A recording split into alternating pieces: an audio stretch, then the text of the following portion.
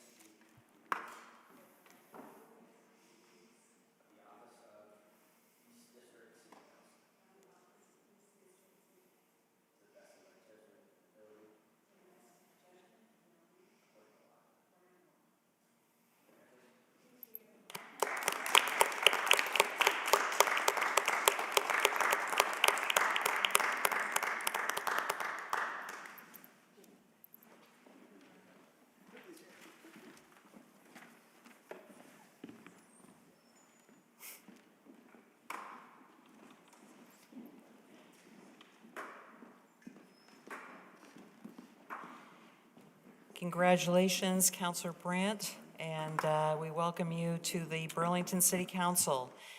We look forward to working with you and working with you on the many initiatives that we have in the months to come. Before we get to our consent and deliberative agendas, we're going to move to item 3, which is a communication from the acting city attorney regarding an update on various litigation items. And before motions are made to go into executive session, I would turn to the administration or to the acting city attorney if there are any comments or information that you feel can be shared in open session.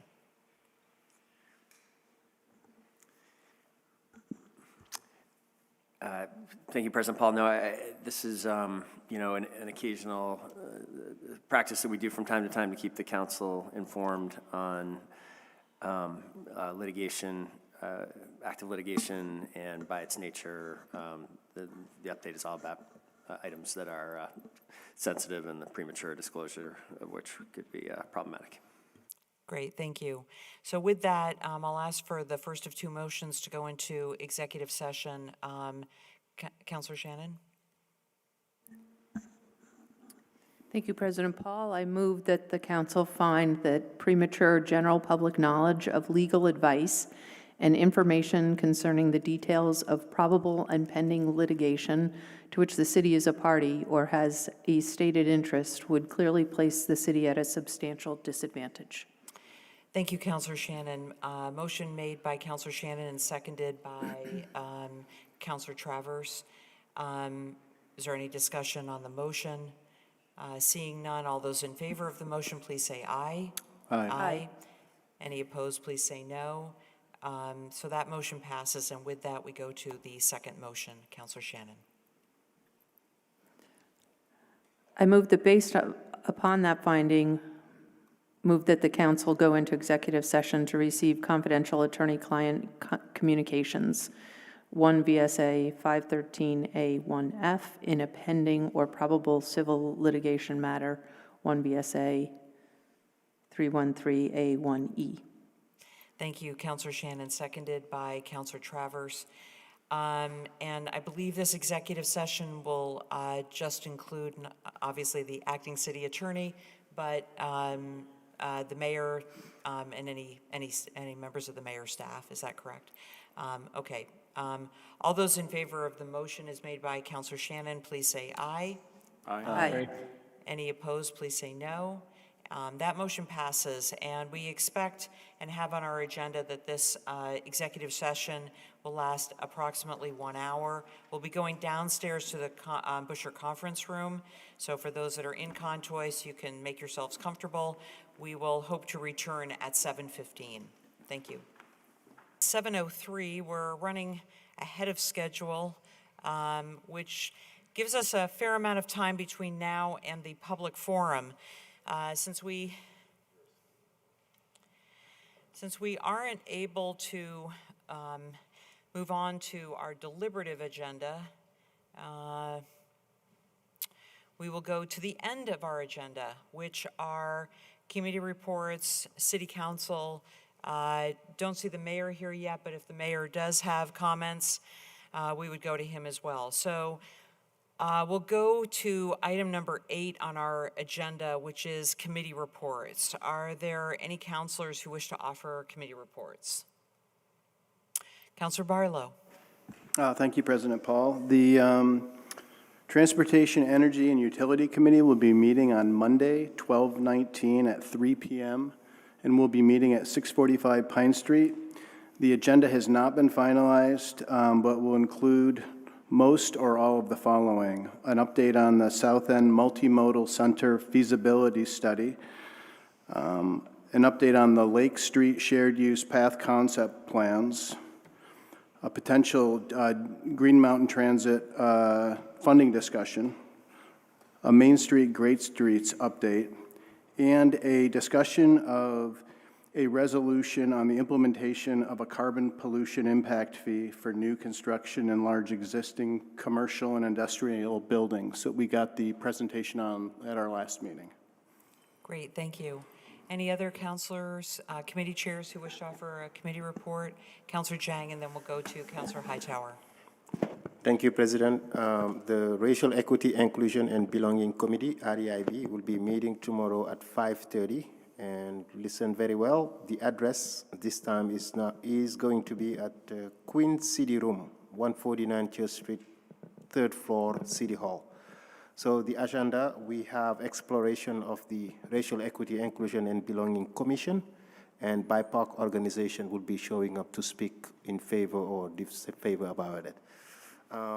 We also will be receiving some update around the community engagement for the diversity arts in the Old North End, public forum, and yeah, that'll be our agenda. Great, thank you. We'll go to Counselor Hightower and then Counselor Travers. Thank you. So for the Community Development and Neighborhood Revitalization Committee, we've got a public hearing on 2 Vermont Community Development Programs, which is the Licensed Nursing Assistant Training Program and the Ventilation Improvement Program. We also have a presentation from a group of UVM graduate students on property tax reform and housing affordability and social justice, which I'm looking forward to, and hope folks can join for that. And then Joe, Sarah, and I have been going to a slew of meetings regarding camping on municipal lands, and we're going to report back, because not all of us made it to all of the meetings, partially for public meeting law, so we're going to report back on all of the meetings, which included meetings with internal city staff, outside organizations, Chittenden-wide community meetings, and that is all. Thank you, Counselor Hightower. We'll go to Counselor Travers and then Counselor Shannon. Thank you, President Paul. The Ordinance Committee met twice over the last month or so, mainly to consider the minimum maximum parking requirements and TDM matter that this council sent back to the committee for consideration, while still waiting on some final edits to distribute to the full council. There is an amended version of that matter that will be coming back to the full council, and that was unanimously voted on in favor of before the ordinance committee. The amended version still extends the elimination of minimum parking requirements citywide. It also still includes important changes to our institutional parking management plans that the city's institutional organizations and CATMA have been expressing interest in. To the extent there's been some amendments, the amendments, from my perspective, address a number of the concerns raised by the city's affordable housing organizations around TDM.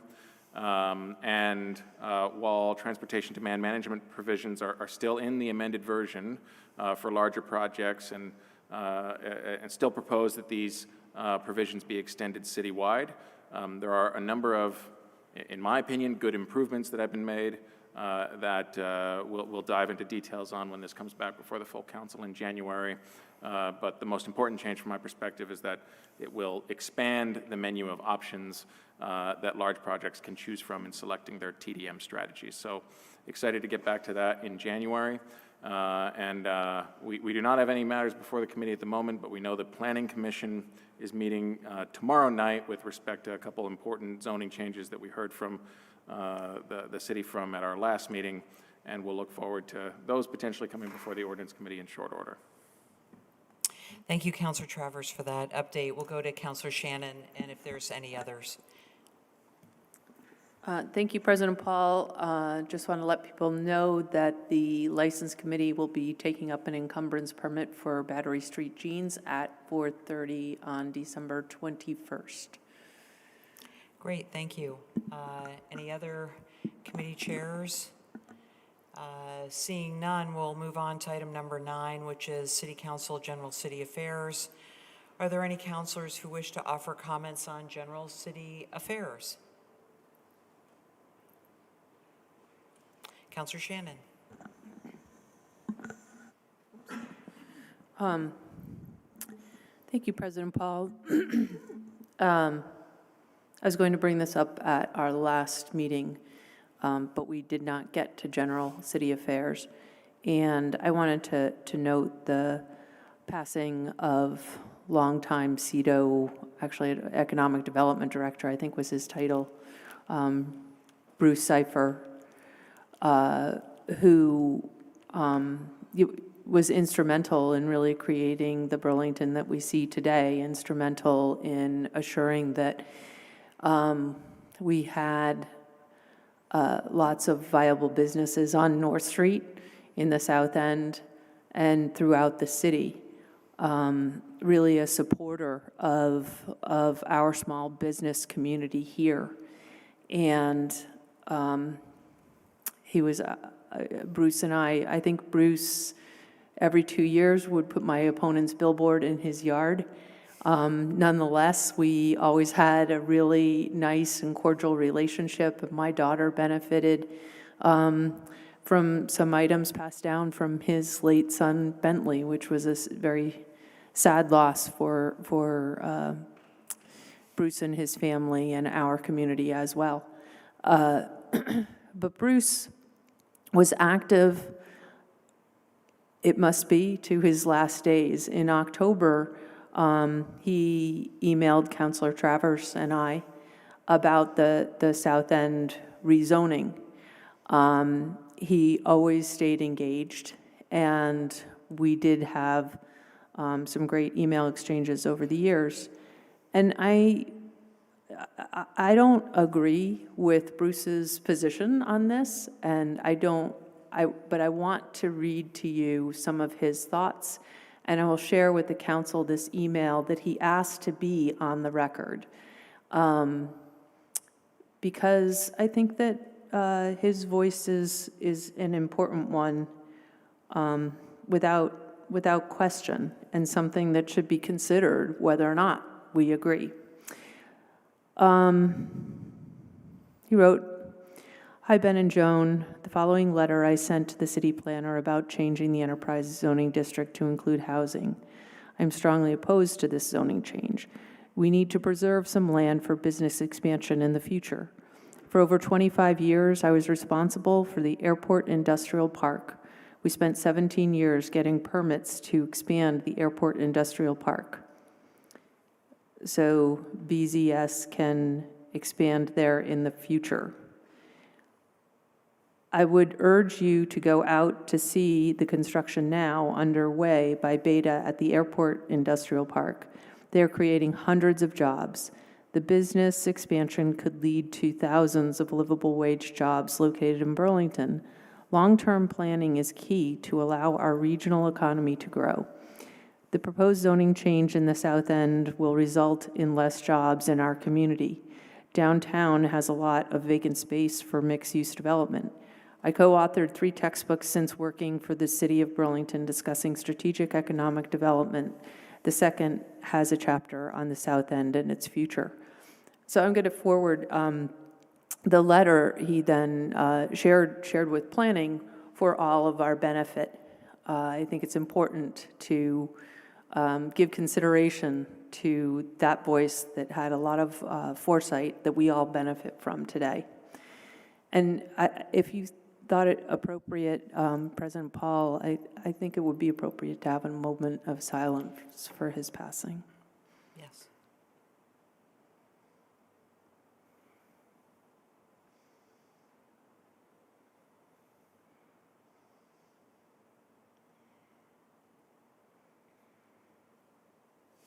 Thank you. Thank you. We can only hope that that he's with Bentley now.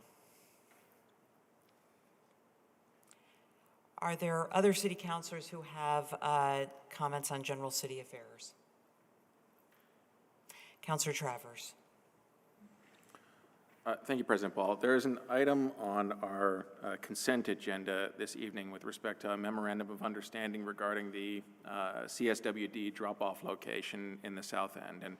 And I fully support that consent agenda item, which will, from my perspective, provide greater flexibility around CSWD, expanding services at the Pine Street location while allowing CSWD and the city additional opportunities to explore moving the drop-off location to Flynn Avenue. I suppose I would just like to use this point in time, though, and can certainly follow up with CSWD and city officials at a later point as well, to say that while it's not on the deliberative agenda this evening, it is very important to me, and I know has been frustrating to neighbors in the South End as well as around Burlington, that services at the Burlington Drop-Off Center have been so limited since the beginning of the pandemic, limited now, I believe, just to compost drop-off. And so I really do hope that the action that we're taking tonight provides CSWD greater flexibility to act hopefully sooner rather than later in cooperation with the city to expand services at that drop-off location to ease the concerns of folks here in Burlington who have been having to go out to South Burlington and Williston, Essex, and surrounding locations for these services. So looking forward to that in the coming months. Thank you. Thank you. If there are no other councilors with comments on general city affairs, we'll go to the next item, which is City Council President updates. I just wanted to let people know that after the holidays, when we reconvene in January, we will have an upcoming work session and a discussion and possible adoption of council rules that a group of 4 of us have been working on for some time. And also a couple of presentations during the month of January and February from various first response service providers so that we can learn, we and the public can learn about the work that they do. But more on that to come in January. That would bring us to what usually is the last item on our agenda, but won't be this evening, which is item 11, updates from the mayor. Mayor Weinberger, if you have any comments to share with us, the floor is yours. Thank you, President Paul. Just 2 quick things as we come to the end of 2022. One, I did want to just note that serving with the council at this table under your leadership has been very welcome, and appreciate all that you've done to ensure that we are working well together and with the public and with a spirit of civility and collegiality, and really appreciate your efforts there. And also just wanted to remind councilors and the public that we have a New Year's Eve celebration that is coming up in just a couple of weeks. Once again, Burlington City Arts, with many partners, is producing Highlight, which will feature events throughout the downtown and waterfront, and this year, for the first time, will include from 5 to 9 a use of the new Moran frame that I think will be a nice introduction to the way in which that new facility can be a real center for arts and recreation and entertainment in the years ahead. It's a first of a series of kind of pilot events there. And so hope to see everyone down there and out around town at Highlight. Thank you, President Paul. Thank you very much, Mayor Weinberger. That'll bring us back to the beginning of our agenda. Before we get to public forum, we can do item number 5, which is climate emergency reports, if there are any councilors who wish to offer a climate emergency report.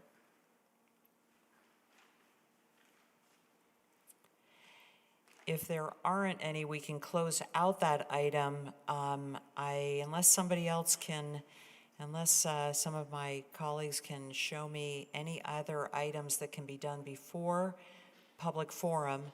It's now 20 after 7. There are 4 people in the queue remotely to speak during public forum. I can find 3 of the 4. Not really sure that we can start public forum until 7:30 as per our rules. Is that correct, Attorney Sturdivant? I believe that's correct. I can certainly double check your rules, but So even if they are here, we need to wait until 7:30? let me double check. Okay, President Paul, yes. might we move to the consent agenda? I don't think we can vote on the consent agenda until we can. We can vote on the consent agenda, even, I thought part of having public forum was to be able to give people the opportunity to comment on the consent agenda. That's what I had always felt. What's that? Just preference? Well, I mean, we can certainly vote on that if that was just always my understanding, was that it just gave people an opportunity if they wanted to comment. Is that a preference, or is that a rule? I believe it's a preference too. Thank you, former Council President Shannon. All right, we can certainly move to the consent agenda, which is item number 6. Is there a motion to move the consent agenda and take the actions indicated? Thank you, Councilor Shannon. Is there a second to that motion? Seconded by Councilor Bergman. Is there any discussion on the motion? Seeing none, all those in favor of the motion as made by Councilor Shannon, please say aye. Aye. Any opposed, please say no. And we've approved our consent agenda.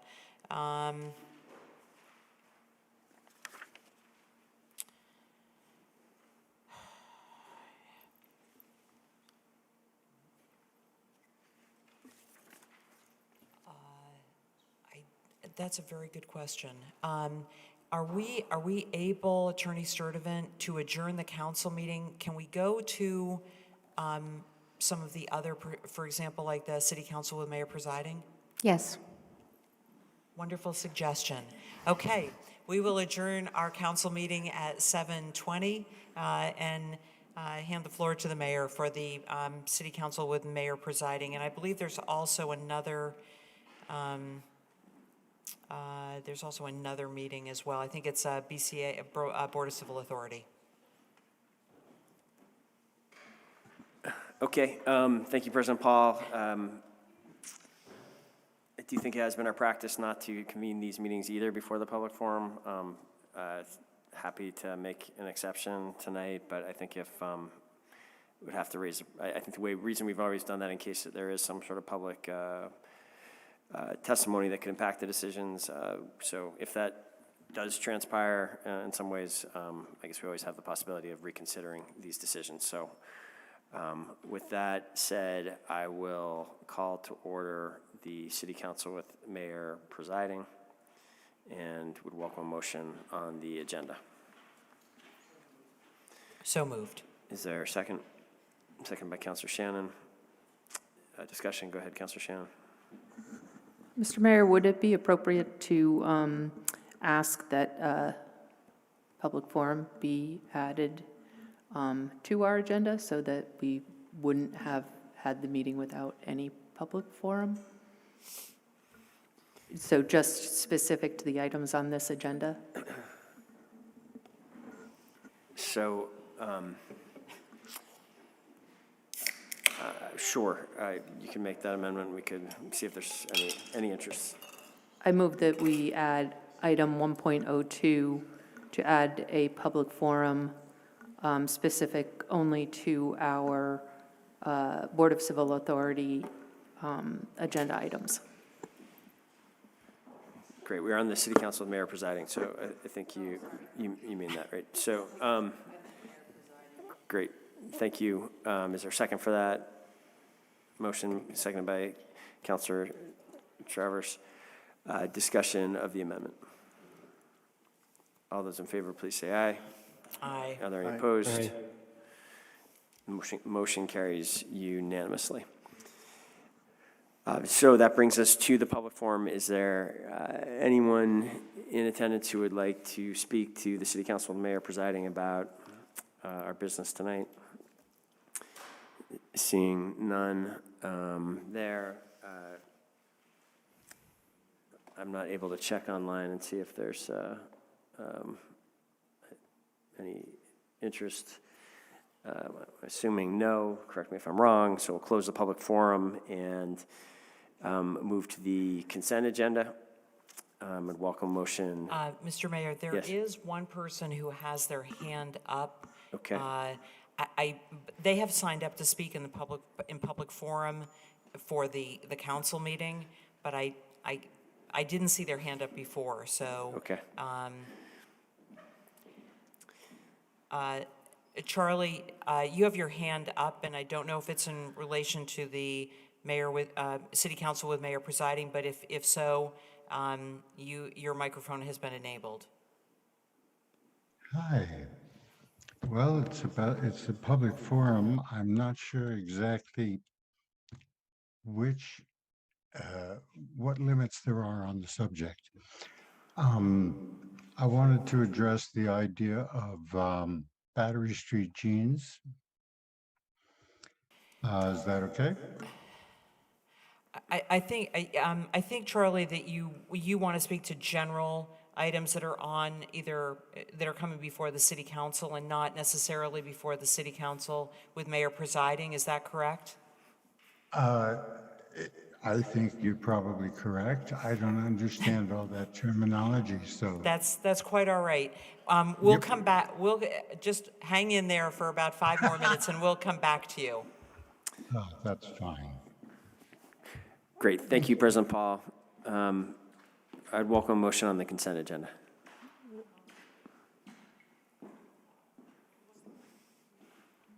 So moved. Thank you, President Paul. Is there a second? Second by Councilor Shannon. Any discussion?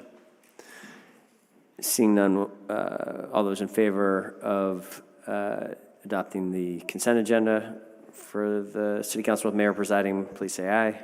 Aye. Are there any opposed? That motion carries unanimously. So we now have 3 different appointments that this body will make. The first is 3.01. This is an appointment for. Point of information, sorry. It seems that board docs is down. Yes. I have been having a little bit of issue with myself. It's working for me right now. I checked to see if it was the network by going on my phone, but it's not really loading on my phone either. Actually, I say it's working, and I don't see all of the items loading. Well, now that it is.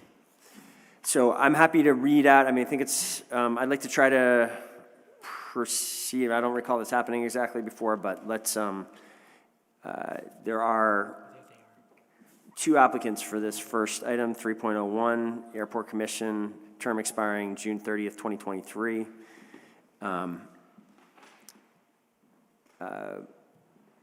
I would like to proceed and open the floor for nominations. The floor is open. Councilor Barlow. Thank you. I'd like to nominate Stephen Gulick. Thank you. Councilor Barlow, are there any additional nominations? Councilor Travers. I'd like to nominate Robert Etter. Thank you, Councilor Travers. Are there any additional nominations? So, Councilor Bergman. I'd like to nominate Dan Castellano.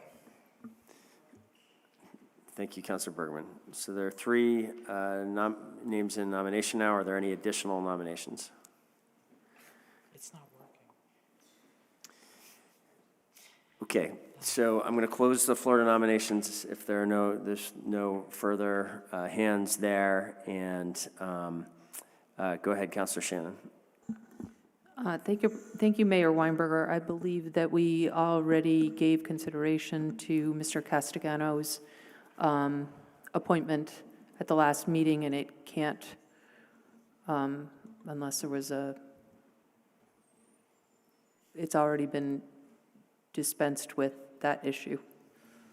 So we Point can't of vote on order. it again. I don't believe there's any rule to that effect. I think that as long as the position is open, that we can nominate anybody we so please. And that it's not like a previous matter before the council. This is an open nomination. I think it's highly undemocratic that we would not be able to nominate the person that we think is most suited for this position. I have a question. Was this re-advertised, and did Mr. Castellano reapply in this round for the position? Sometimes we have said that any previous applicants would be considered in the next round. We did not make that decision when we actually voted no last time. Point of order. I believe his application is on record, and he has expressed an interest and continued interest in the TUC meetings. And so, again, I think it's just fundamentally out of order to try to stop a vote on his nomination. Okay. Thank you, Councilor Bergman. As the chair, I'm going to rule the nomination in order, and so there are three individuals before us. Are councilors able, is it a concern that the backup materials are not available to folks? I can't get them. Okay. So. Having a hard time accessing them as well. So, Mayor, maybe, I hate to do this because we're in the middle of a meeting. Perhaps you want to just recess that. We'll go back to the council meeting. We can do public forum without really having board docs. And then perhaps somebody could just check and see if it's an issue in con-choice or if it's an issue with board docs. Okay, given the time, President Paul, I think that's a helpful suggestion. Since we are at the time certain 7:30, we will recess the City Council with Mayor presiding. I am, in refreshing the page, able to get the documents. They have been posted since Thursday, so I'm reluctant not to act tonight but hopefully we can have that fully addressed by the time we reconvene. So back to you, President Paul. Thank you. It's now 7:31. We've reconvened the council meeting at the 7:30 hour to do public forum. There are a number of people that are in con-choice, a few that have asked to speak in con-choice, as well as a number of people that are online and waiting to speak. Before we begin public forum, just a few items of information about the table in front of me. There is a system on the table that has 3 lights. A green light will shine when you begin speaking, a yellow light when you have 30 seconds left, and then a red light when your time is up. We just ask that you please complete your comments when the red light indicates that your time is up. If you're in the middle of a sentence, please complete it. Just so that we can give everybody the same amount of time, if you can wrap up your comments from there. We have a hybrid system for a public forum, so if you wish to speak here in person, there are pieces of paper in the corner. Just fill one out and give it to the clerk that is to my right. If you wish to speak by Zoom, you can go to burlingtonvt.gov/public forum, and a form will come up. Just fill out the form, populate the form, and the answers will come into a spreadsheet that I have in front of me, and I will call on you in the order in which you submitted your form. It's been our practice that Burlington residents will have first priority in public forum. We'll go to Burlington residents in Contois who have submitted a form, then to Burlington residents online, back to non-Burlington residents in person, and then back to our online non-Burlington residents. We just simply ask that you do your best to use respectful language when you're speaking to us. Please direct any of your comments to me as the chair and not to anyone else at this table. And please do your best not to personalize your comments. We want to hear what you have to say, and it's a lot easier to listen intently if you speak respectfully. With that, we'll go to public forum, and there are a number of people in Contois who have asked to speak. The first is Todd LaCroix, to be followed by Fareed. Good evening, Todd.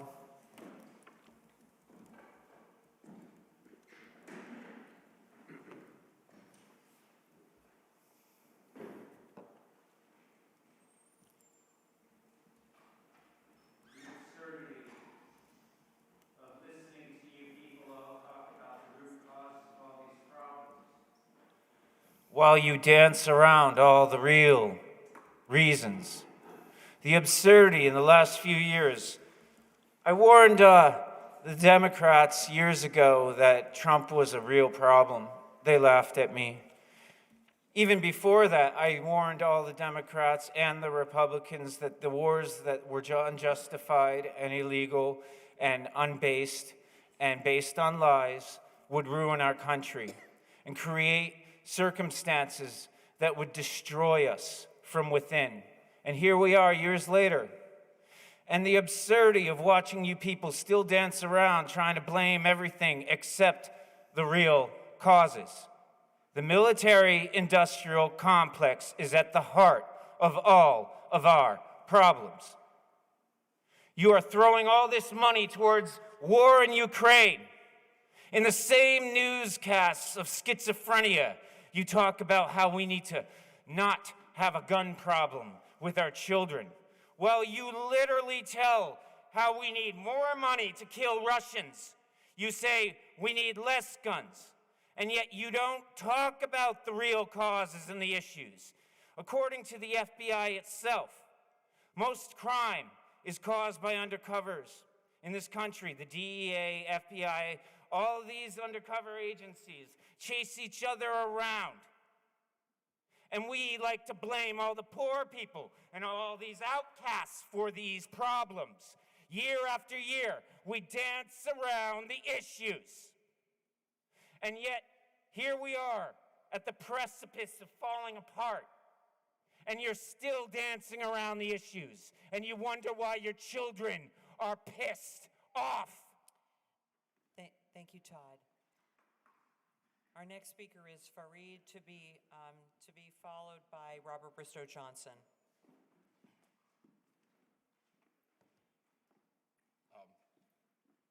Good evening. Thank you.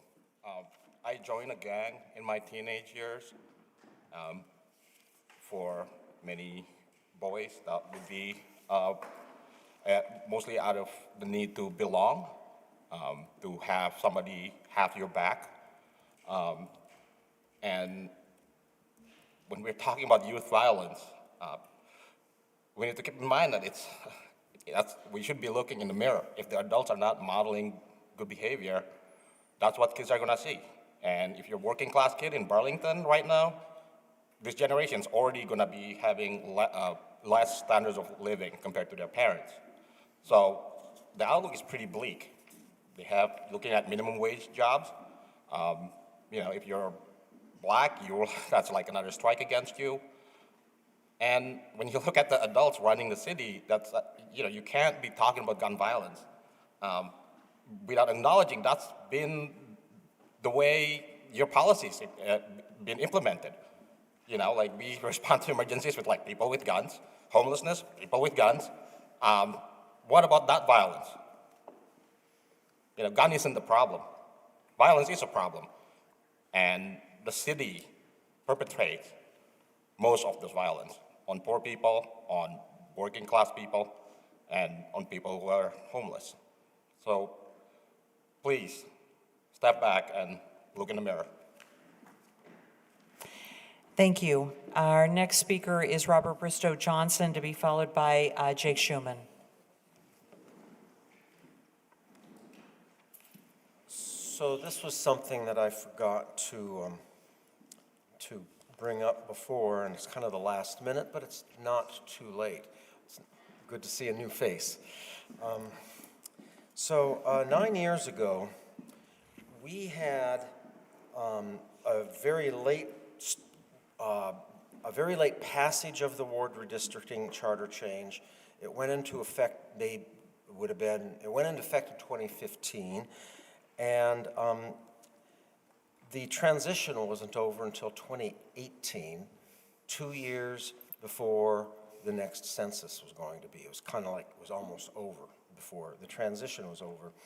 And I suggested at that time, and I even printed something out and distributed to council members, that we could have a transition where all we have to do is apply the new charter change to the new offices being elected after the charter change goes into effect, and not to the current offices that were 1 year in their term. And that was shot down, and I was told by an assistant city attorney that it couldn't be done, and I double-checked that with the chair of House Government Ops. It was Donna someone, and I can't remember her name, and I also talked with Jeanette White, chair of Senate Government Ops, and also talked with a lawyer at the state capitol about it, and they completely refuted that.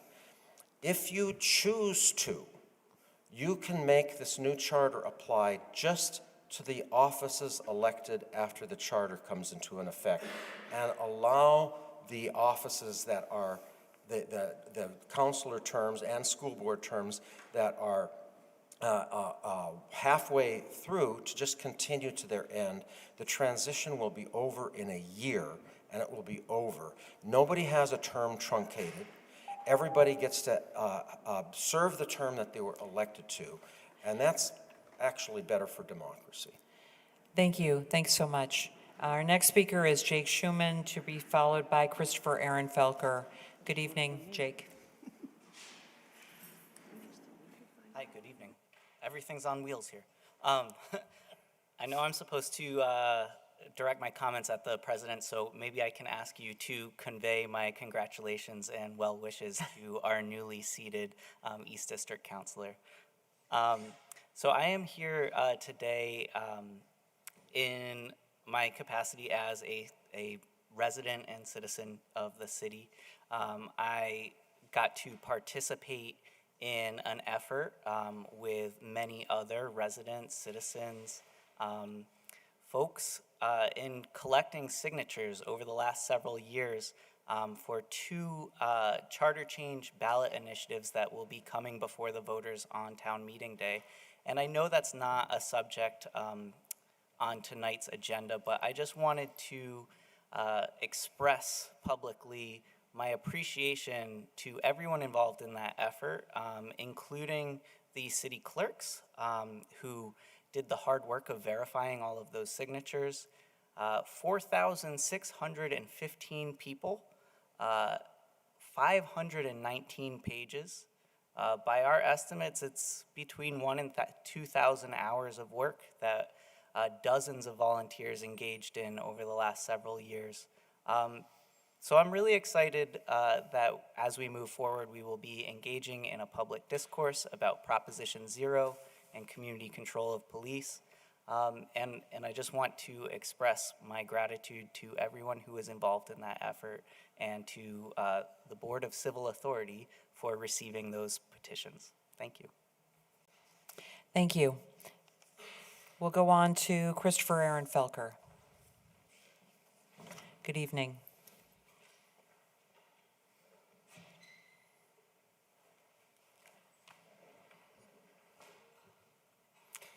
Good evening. I'm here tonight to speak on agenda item 7.04, resolution addressing gun violence in Burlington. There's a fair amount in here, so let's just dive on in.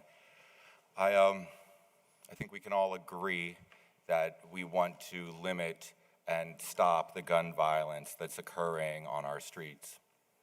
I disagree with the 8-year-old charter change that banned firearms in establishments that have a liquor license. Yes, clearly we don't want to have guests or customers shooting it out on our streets. I know this, but this is a largely cash industry with waiters and waitresses that are leaving work at 2:30, 3 o'clock in the morning, and I believe they have the right, I know they have the right to defend themselves if they want to. And I believe that not having a carve-out for employees to maintain safety, without that, they actually effectively become targets because the elements that are on our streets at 2:30 will know that they can't have a weapon to defend themselves. So please, let's reconsider that. Furthermore, I think we all know that historically speaking, gun laws tend to be used to oppress groups. I truly worry about the expansion of gun-free zones sporadically around Burlington and what that means for search and seizure. Truly, I worry about stop and frisk coming to Burlington as being the only potential way of being able to enforce something like this. So yes, we need to come together and find solutions. Not knee-jerk reactions. We need to really weigh the options and the consequences. Wish you all happy holidays. Thank you. Thank you so much. We will move on. We have no one else in Contois wishing to speak, so we will go to the number of people we have online. The first person who wanted to speak online is Hannah Loso, and Hannah, I don't see you online. If you are online and just want to raise your hand, I will come back to you.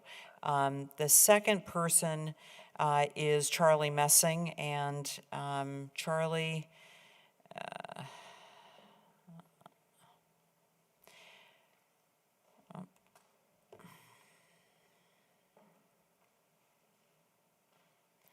Charlie, I have enabled your microphone. Please go ahead. Okay. Thanks. I get to look at the timer. This is interesting. Look at this. All I get to see is the time. That's okay. You know, the Gettysburg Address was 2 minutes. It was. Yes, it was. Yeah. And the guy before him was 2 hours. So I just want to speak about Battery Street Jeans. He's clothing the homeless, and we should give him a medal. We shouldn't give him any problems. He, with this encumbrance thing, I hope it all goes smoothly, because he's doing a great thing. And there are only a few agencies and people. Food Not Bombs is one, keeping the homeless alive. I don't know if the city is helping do it. I don't know if they can, but they certainly shouldn't stop anyone from doing it. So I just wanted to speak out for that and make sure you all knew about that and knew what it represented. It doesn't matter if there's somebody on the sidewalk for a few minutes. It's okay. He takes care of his business well, and he takes care of those who cannot even afford to be part of his business. So I take my hat off to him, and I take my hat off to you. This is a lot of stuff you go through. Have a wonderful holiday. Thank you, Charlie. The next person is Milo Grant. And Milo, I found you and have enabled your microphone. Please go ahead. Thank you very much. I wanted to briefly talk about an ongoing issue that unfortunately is not actually going to go away until, you know what, and it may never go away. But the point I'd like to make is we have to take real steps to address racial disparities in policing. And in addition to racial disparities and, say, traffic stops, there has continued to be an ongoing issue with an unacceptable pattern of behavior by some of our officers. I do not want to, paint the whole department. But this behavior is driven by race, and that's not okay. There could be inappropriate use of language or statements that are racially insensitive. It's a variety of things. We have brought up nonstop on the police commission, begging at times that our acting chief address this issue.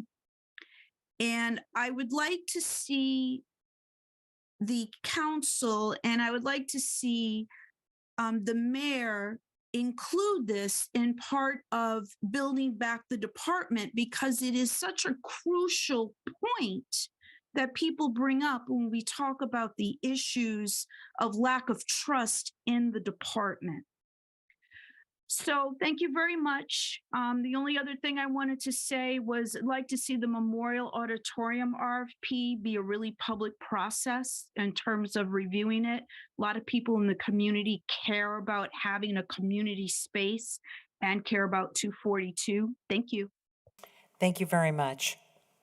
The next speaker is Sharon Busher. And Sharon, I found you and you should be able to speak now. Thank you. I wanted to say that it's sort of, I'm equating this to like playing Jeopardy, where you all are actually playing the game and I'm sitting on the sidelines and there are no hot lights and there's no pressure. I'm going to comment on procedure and process that occurred earlier tonight and just offer my insights. When I served on the council, we were always able to do separate meetings, like, the local control or the mayor, the Board of Civil Authority.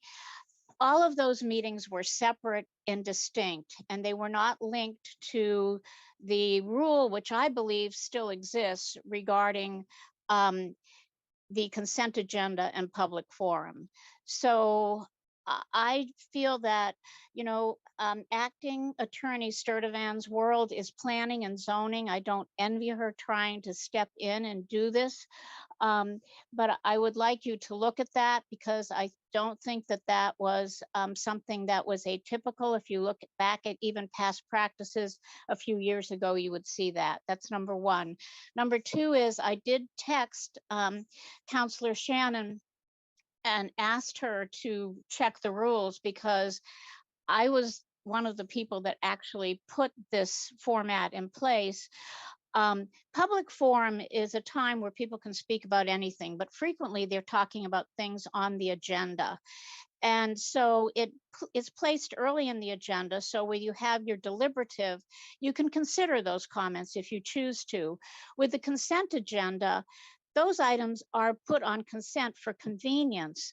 And so if you don't allow the public to speak, then you preclude them for giving you input to potentially remove it from consent or change the action. So I would like you to look at that, and I would like you not to adopt the consent agenda before public forum. Thank you for letting me go over. Sure, no problem. Thank you so much. The last speaker is Mark Sherman. And Mark, I've enabled your microphone. You should be able to speak now. You just have to unmute yourself. There we go. Yep, go ahead. My name is Mark Sherman, and I'm one of the owners at Outdoor Gear Exchange on Church Street. And I want to thank you for this opportunity to speak tonight, as well as to Councilors Carpenter, Barlow, Bergman, McGee, and Hightower for meeting with me and one of my colleagues over the past few weeks. It's been an honor to connect with all of you. We clearly have a long road to resolve the root issues behind our current problems, which sadly are not unique to Burlington, although perhaps there's some solace in that. We also need critically to address the emergent situation at hand effectively and swiftly, lest we see degrading safety issues and the appearance of decay to drive more and more professional hospitality and retail businesses to the neighboring hubs of Essex, South Burlington, and Williston. And I look forward to continuing open dialogues with everyone at the table tonight. As was just said, you have quite a task in front of you. I'd also like to take this opportunity to focus on a few of the ideas that have come up in these conversations, which I felt were all quite productive. First, we need to more effectively use our CSLs and CSOs throughout the city, in parks, on street corners, and most perhaps pressingly to my world, for a better presence on Church Street to help mitigate retail theft. I'd also like to see a commitment to opening a safe injection site ASAP. With limited ability to police City Hall Park and other areas known for drug use, we are currently condoning an unsafe injection site and other unsafe injection sites that are in fact no closer to Church Street than the proposed location near Clark Street. And this will reduce overdose deaths and minimize police resources needed to respond to them. I'd like to see a commitment to fully fund the Cahoots model as proposed over a year ago, and I'd like to see a commitment to progressive, robust, and transparent policing in a way that will encourage and expedite growth of the Burlington Police Department, which is desperately needed and already approved by the council. Thank you. Thank you so much, Mark. There is one other person who, in Contois, who's asked to speak, and that's Christopher Hesley. Is it Hasley? Hasley? Hasley. Thank you, please. Oh, a little unstable here. Congratulations, Councilor Brandt, for your extension to the council. I just want to take a moment today to recognize some folks I think play a pretty important role in our community that sometimes I don't think maybe get the credit they deserve. And those are the folks that do the incredible work of keeping the marketplace clean, vibrant, and livable. That would be Jim Daly, Bruce Medeiros, Gabe Gagne, and Alex Beers. And really, as the city continues to decline and into a state of blightedness, they've really become the last line of defense. And as you walk around downtown, you see kind of a lot of things that weren't here a few years ago, yet when you step onto the marketplace, it still looks largely as it did in years past. So I wanted to recognize them for their efforts. Secondly, I wanted to share some things that I learned recently when talking to folks in the community regarding the transient folks coming into our community from outside the state, typically on or near the first of the month, engaging in what some have referred to as commerce, which I think to me sounds like a way of preying upon some of our most vulnerable here in the community. I was also saddened to learn recently from my folks that work in the nightclub industry and are out late 2 or 3 in the morning that there is apparently a rise in I guess, harassment, both verbal and physical, of our unhoused population. It was attributed to drunken college students was the phrase that was used. I don't know if that's the correct phrase, but that was the way it was described to me, and that's a little bit of a concern. We can't have that going on as sport in our community, and I think from my perspective, I think that's just another reason why we need to have an increased enforcement here in downtown. Our most vulnerable should not be preyed upon like it's some kind of sport, and they too deserve the protection and be able to enjoy life with dignity here in downtown. So I just wanted to share that. That was kind of disturbing. I didn't expect to hear that. It was quite a bit of a shock and surprise, and I just wanted to share that with everyone. So thank you for your time. Thank you so much.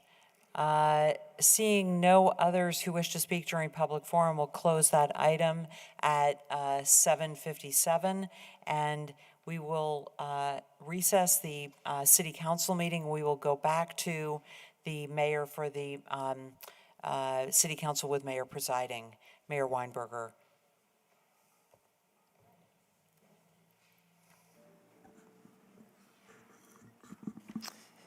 Thank you, President Paul.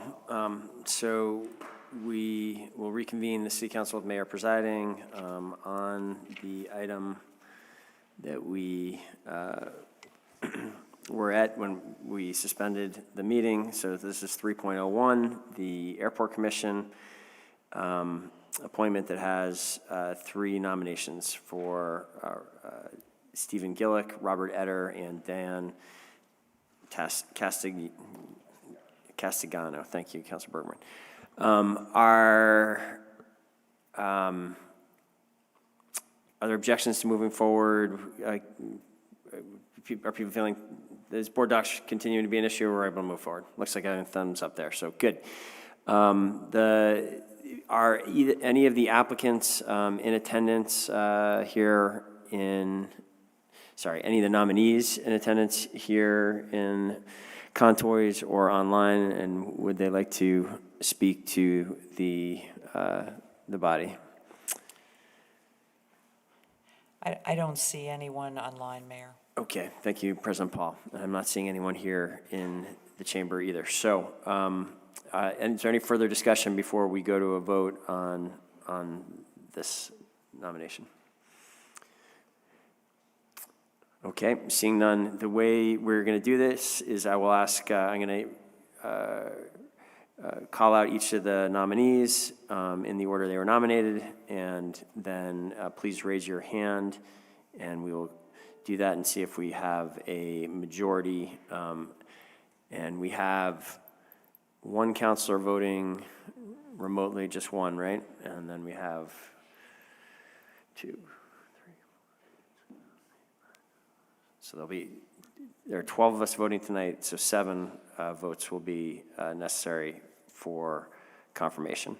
So with that, all those in favor of appointing Stephen Gillick to the Airport Commission, please raise your hand.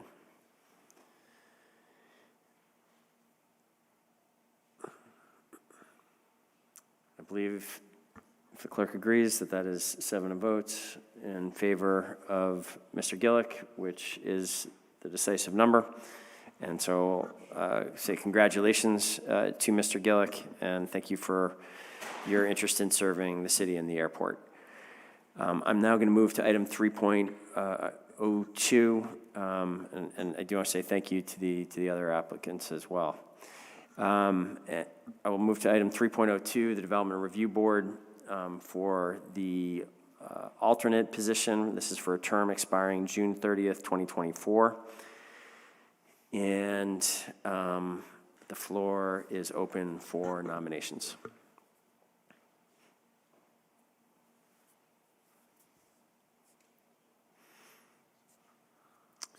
Are there any nominations for this alternate board seat? Councilor Travers. Nominate Emily O'Hara. Thank you. Are there any additional nominations? Seeing no other councilors wishing to be recognized for a nomination, I'm going to close the nominations. I'm going to ask, is Emily O'Hara here with us tonight or online and interested in speaking to the City Council with Mayor presiding? She is not online. She is not. So we will go back to the council. Is there any discussion on this nomination? Seeing none, we will go to a vote. All those in favor of appointing Emily O'Hara, please say aye. Aye. And that is a majority of this body. And thank you, Emily. Congratulations, and thank you for your interest in serving on the DRB. Finally, we have the Electric and Light Commission appointment for a term that will expire next June 30th, 2023. This is the filling out of an existing term. And the floor is open for nominations for this position. Councilor Travers. Nominate Laura Bond. Thank you. Are there any additional nominations? Seeing no additional nominations, I'm going to close that. And is Laura online? Great. Yes, Laura, she is. if you would like to make a brief statement to the City Council, please go ahead, and your microphone should be enabled. Great, can you hear me? Yes, we can. Wonderful, thank you. I'm really excited by this opportunity. I've worked in the energy sector for over a decade and a half, and just really excited to engage in this way and serve my community and my city. And just it's a great opportunity. So thank you very much for considering. Great, thank you, Laura. Thank you for joining us tonight and sharing that. And with that, is there any further discussion at the council about this appointment? Seeing none, we will go to a vote. All those in favor of appointing Laura Bond to the Electric Light Commission, please say aye. Aye. And that is unanimous. Thank you, Laura, and we appreciate your service and serving on this critical commission. And with that, seeing that we have done all the business of the City Council with Mayor presiding, if there's no objection, I will adjourn that body at 8:03 p.m. And then just give me just a moment. I will call into session the Board of Civil Authority. And the first item on this agenda is the agenda, and I welcome a motion regarding it. Motion to adopt motion to adopt the agenda. Great. Thank you very much, President Paul. Is there a second for that motion? Seconded by Councilor Barlow. Any discussion of the agenda? Any amendments? Seeing none, we'll go to a vote. All those in favor of the motion, please say aye. Aye. Aye. Are there any opposed? The agenda is adopted, and this brings us to our only business, which is the consent agenda. I'd welcome a motion to take the actions indicated on the consent agenda. So moved. Thank you, President Paul. Is there a second for that? Second by Councilor Travers. Any discussion of the consent agenda? Seeing none, we will go to vote. All those in favor of the motion, please say aye. Aye. Are there any opposed? That motion carries unanimously, and we have completed the business of the Board of Civil Authority for tonight. So if there's no objection, I will adjourn that board at 8:04 p.m. And I think with that, President Paul, if I haven't forgotten anything, I'll hand the microphone back to you. Thank you, Mayor. So we have one additional meeting as well before we get to our deliberative agenda, which is the Local Cannabis Control Commission. So we'll call that meeting to order at 8:05. The first item on that agenda is 1.01, which is a motion to adopt the agenda. Is there a motion to adopt the agenda? Thank you, Councilor Shannon, seconded by Councilor Travis. Thank you both. Travers. Thank you both. Is there any discussion on the motion? Seeing none, all those in favor of the motion, please say aye. Aye. Any opposed, please say no. And we have our agenda. We have one item on our agenda, which is item 2, a 2022 local cannabis control application. We have one application to vote on this evening. It's been our custom before we go to a vote to see if the applicants are here, and as they are aware, the applications are heavily redacted with the city attorney's direction. But what we've done in the past is that while applicants are under no obligation to disclose business information, we invite them to come forward and introduce themselves along with information about their business. I don't see anyone in Contois, and I'm just going to look to see if there is someone for the application for Herbmont. If you could identify yourself, I am happy to enable your microphone.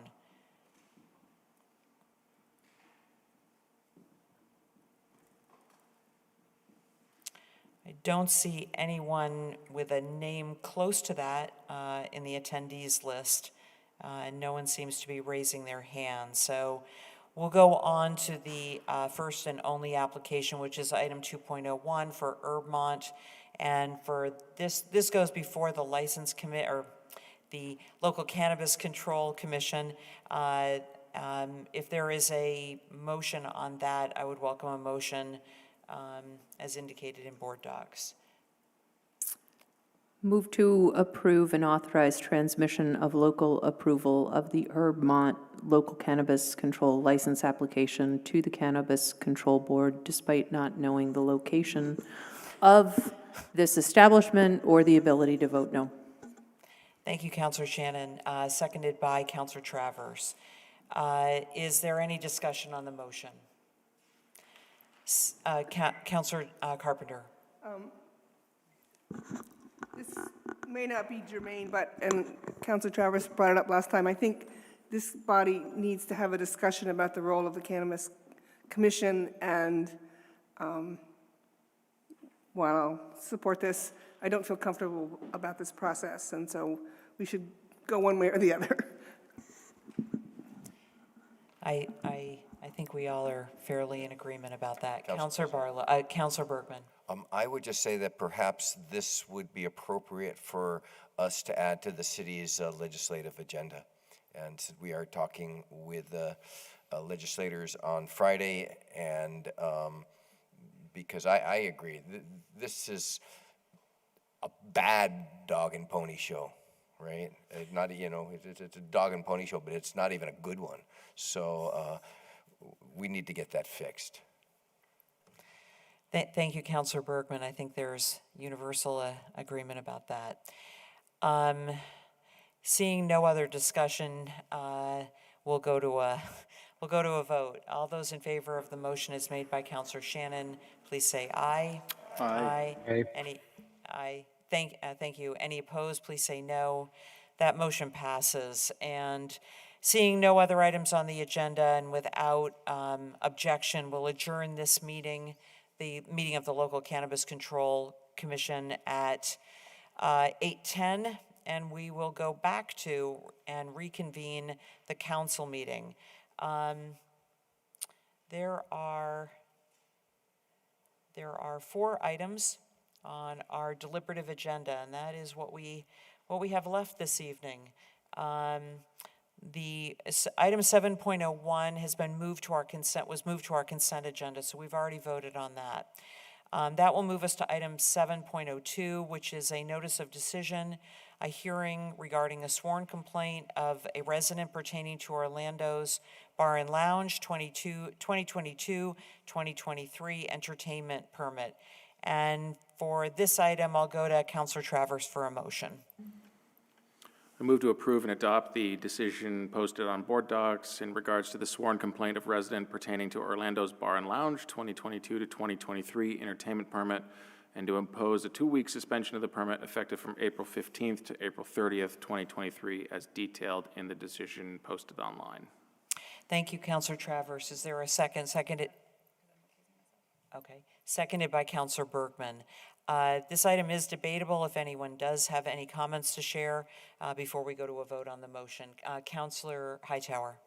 Just noting my recusal since I was not at the hearing nor reviewed the materials afterwards. Okay, your recusal is noted, and Councilor Brandt? Did you? You just need to use your microphone. I would like to recuse myself. Thank you. Your recusal is noted as well. Are there any comments from councilors before we go to a vote? Seeing none, we'll go to a vote. All those in favor of the motion as made by Councilor Travers and seconded by Councilor Bergman, please say aye. Aye. Aye. Any opposed, please say no. There are 11 of us. The motion passes on a vote of 9 with 2 recusals. And that concludes that item. I did want to also thank on behalf of the council, the Assistant City Attorney, Haley McClanahan, for her guidance and counsel in drafting this decision. Wonderful, great job. We will go on to, item 7.03 has been removed, which brings us to item 7.04, which is a resolution addressing gun violence. For a motion on this resolution, I'll go to the chair of the Public Safety Committee, Councilor McGee. Thank you, President Paul. I would move that we waive the reading and adopt the revised version of the resolution that is posted to board docs, and ask for the floor back after a second. Thank you, Councilor McGee. Motion is made by Councilor McGee and seconded by Councilor Travers. Councilor McGee, you have the floor back. Thank you, President Paul. This resolution is the result of a process that began several weeks ago with the Board of Health. Due in large part to their efforts, we were able to turn around somewhat quickly and get our own resolution together. Excuse me. I am battling some kind of cold. Get our own resolution together for our final meeting of the year, which is this evening. I know we all share deep concern over the sharp rise in violence we have seen here in Burlington, throughout the state of Vermont, and across the country. On average, in the United States, we lose 41,000 people per year to gun violence. That's 110 people every single day. This trend has become the tragic norm in our society. We cannot have this debate without acknowledging the fact that the United States is the only major country in the world where gun deaths happen on such a scale. It's the scale of this crisis that requires us to dig deeper into the numbers and understand the ways in which violence, especially gun violence, impacts our community. In the United States, Black Americans are 11 times more likely to be victims of a gun homicide than white Americans. According to Everytown for Gun Safety, in an average year, 10,300 hate crimes are committed involving a firearm. And we know that hate crimes are on the rise across the country. Here in Vermont, we lose an average of 75 people per year to gun deaths. 88% of those deaths are suicide, a rate far higher than the national average. 50% of homicides in Vermont are related to domestic violence, one of the highest per capita rates in the country. And half of those domestic violence homicides are committed with guns. It is long past time for our city, our state, and our country to treat violence, especially gun violence, as the public health emergency that it is. And this resolution does that. This resolution calls for action locally and in the state legislature to increase gun safety and support organizations working to address the root causes of violence. We will not enforce our way out of this problem. We must do the hard and crucial work to address the root causes of violence, to create lasting change and interrupt this cycle of harm. We can begin by working collaboratively with the Burlington School District and community organizations that support our young people and those that support survivors of intimate partner violence. And we cannot do this work alone. That's why this resolution calls for action from state leaders to do 3 things. First, we are calling on the legislature to repeal the law that prevents municipalities from pursuing stronger gun safety measures. Second, we're asking the legislature to act on the charter changes that were overwhelmingly supported by Burlington voters in 2014, which would prohibit guns in establishments with liquor licenses, require safe storage, and allow guns to be confiscated from known domestic abusers. We are also requesting that the legislature pass a law prohibiting those convicted of a hate crime from possessing firearms. I want to express my gratitude to the Board of Health for the substantial effort in providing research and recommendations which provided the foundation for this resolution. I'd also like to thank Councilor Travers for his efforts in helping to draft the resolution, as well as Councilor Bergman for his input. And thank you to President Paul for your thoughts during our committee discussion and helping to ensure that this resolution made it on the agenda before year's end. I hope tonight the council will speak with a unified voice and unanimously support this resolution to convey the importance of taking these actions to prevent future gun deaths and begin to address violence in our community. Thank you. Thank you so much, Councilor McGee. Are there councilors who wish to speak to this resolution?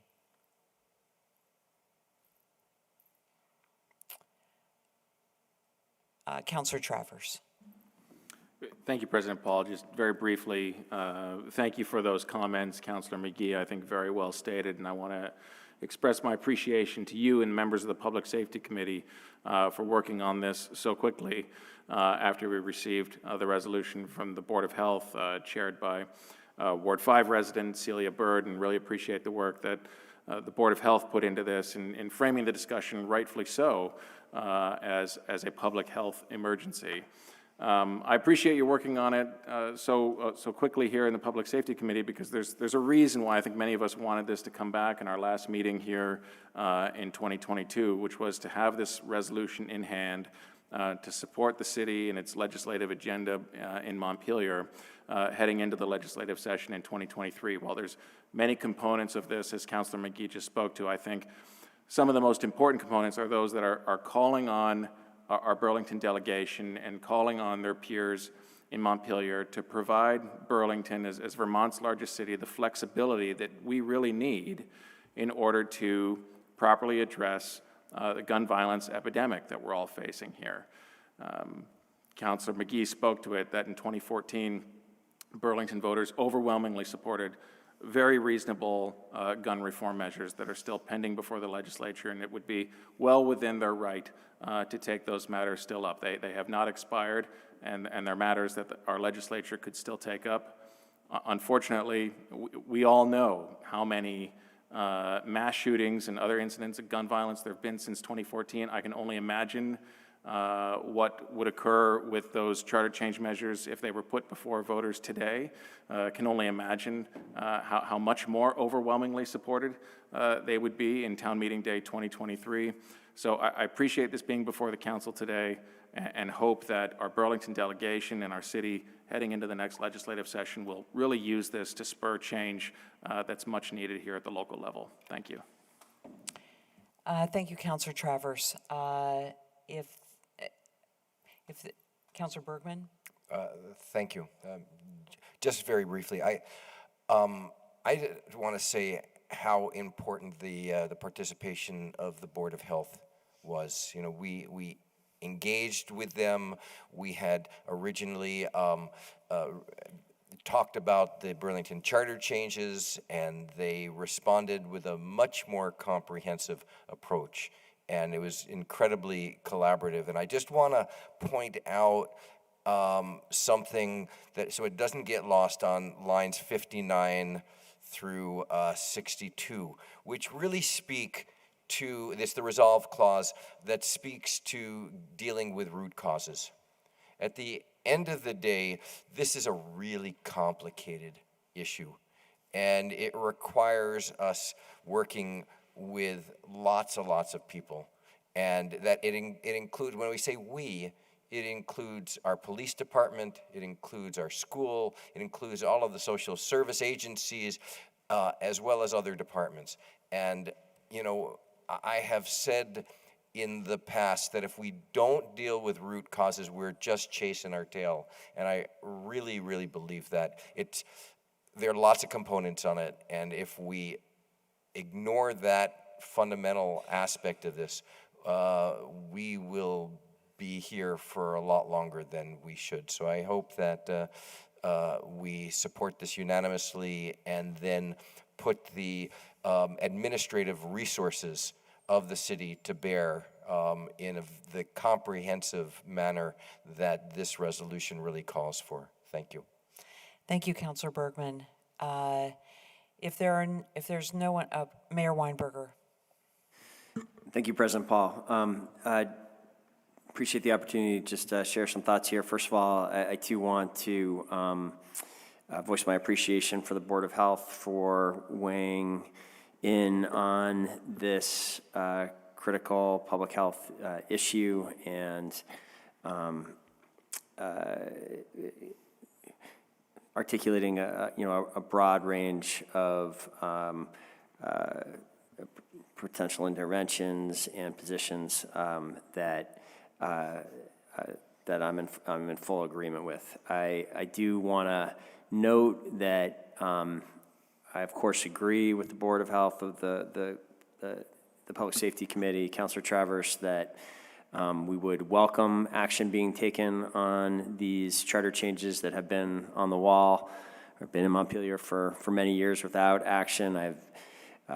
Was one of the people back in 2013 that helped draft those charter changes, and I've given testimony in Montpelier and many years have voiced this position that maybe not as articulately, but basically that you just stated. I would say I would be equally happy, maybe even happier, if the legislature took an alternative action, which would be just instead of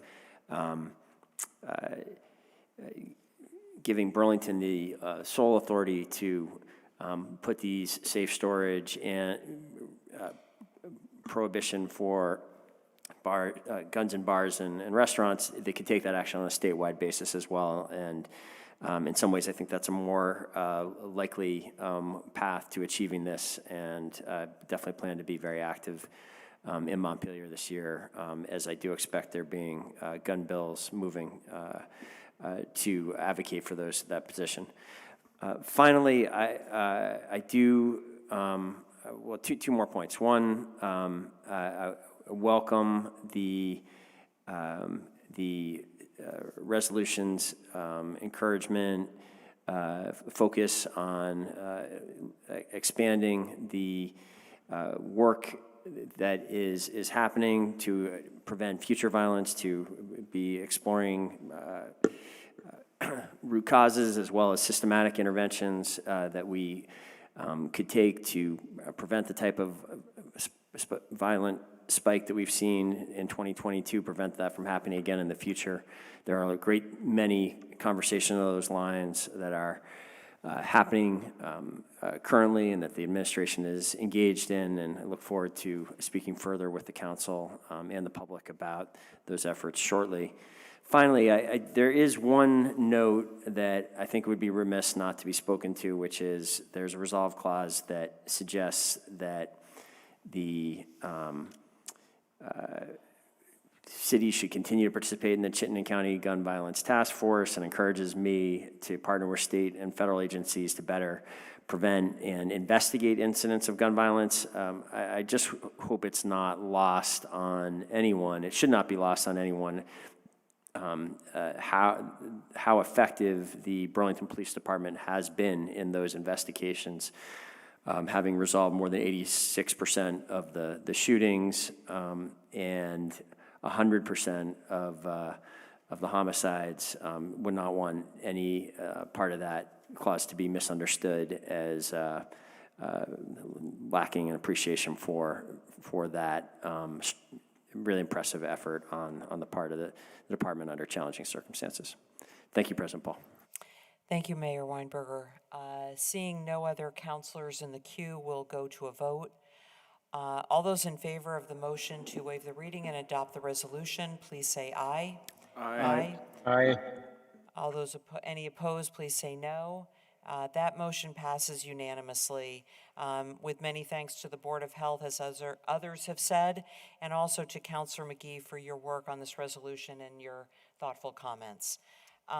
We will move on to item 7.05, which is an ordinance, Burlington Code of Ordinances, abatement and rehabilitation of vacant buildings and dangerous structures. For this item, I'll go to the Chair of the Ordinance Committee, Councilor Travers, for a motion. Please. Thank you, President Paul. I would move to waive the reading and adopt the ordinance as amended by the Ordinance Committee, and would ask for the floor back after a second. Great, thank you. Thank you, Councilor Travers. Seconded by Councilor Hightower. Councilor Travers, you have the floor back. Thank you, President Paul. This is a matter that was sent before the Ordinance Committee where President Paul, you, Councilor Hightower, and I met and were joined by Director Ward, who's here in Contoy's auditorium as well. President Paul, credit is due to you. I know in your role as Council President, you can't speak to it as much, but I'll try to speak on your behalf here. I know that there was a great deal of concern that you and other Ward 6 residents, and really folks around Burlington, had with respect to the tragic fire in a residential building on King Street, which remained in such a condition where, unfortunately, there was a second tragic fire in that location, which I know spurred a lot of folks to want additional change and additional restrictions around folks' ability to really maintain vacant buildings and maintain structures in unsafe, dangerous condition around the city. So the matter before the council today would strengthen some of those requirements, would make the requirement more strict with respect to when a dangerous building needs to be taken down, when it's been declared by the city as being in an unsafe, dangerous condition. It increases vacant building permit fees, which from my perspective are a good thing to the end of discouraging owners of vacant buildings from allowing them to remain in a vacant state.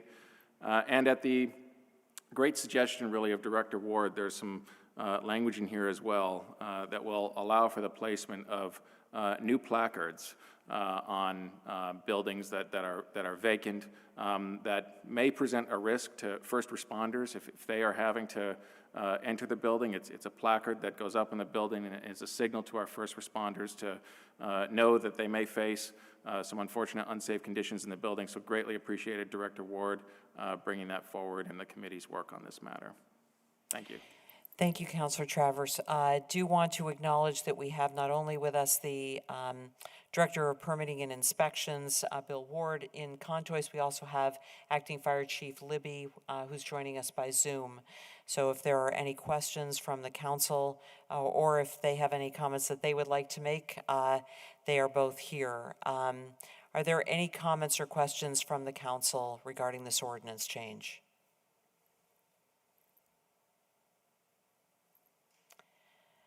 Okay. Was there anything that you wanted to add, Director Ward? Thank you so much for being here, and also to Acting Fire Chief Libby for being here as well. Seeing no councilors in the queue, we'll go to a vote. All those in favor of the motion to waive the reading and adopt the ordinance as amended by the Ordinance Committee, please say aye. Aye. Aye. Any opposed, please say no. That motion passes unanimously with many thanks to all who helped craft this and get us to this point.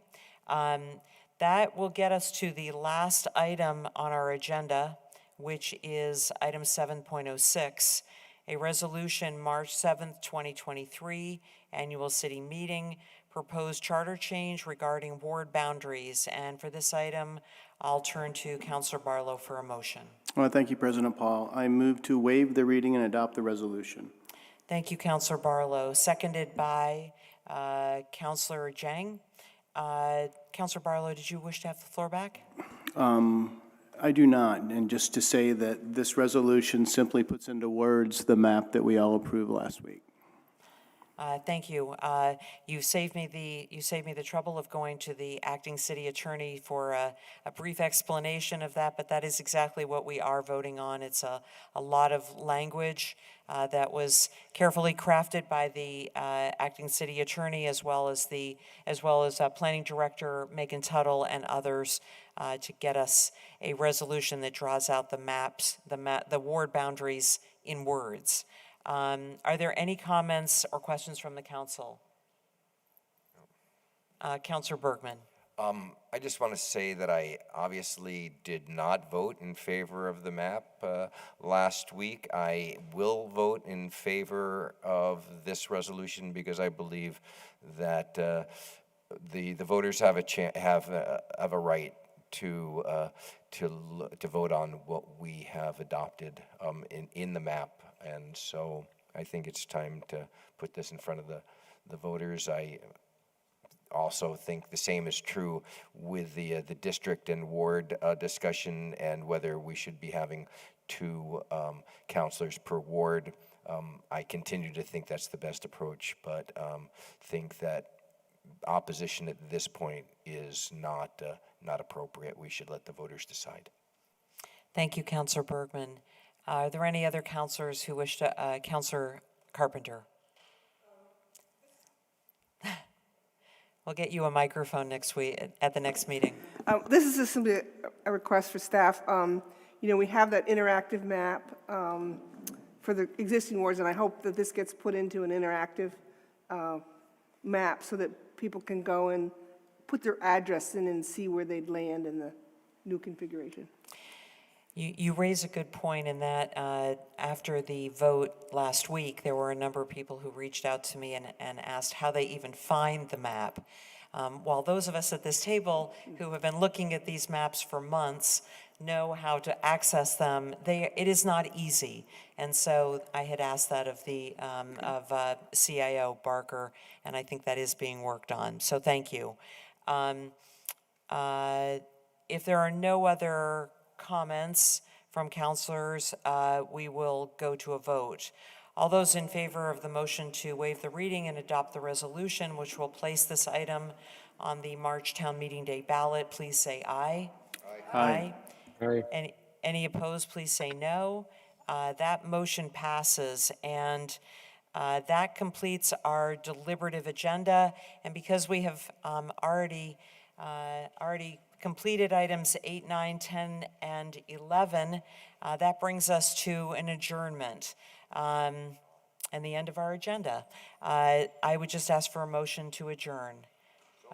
So made by Councilor Bergman and seconded by Councilor Freeman. All those in favor of the motion to adjourn, please say aye. Aye. Any opposed, please say no.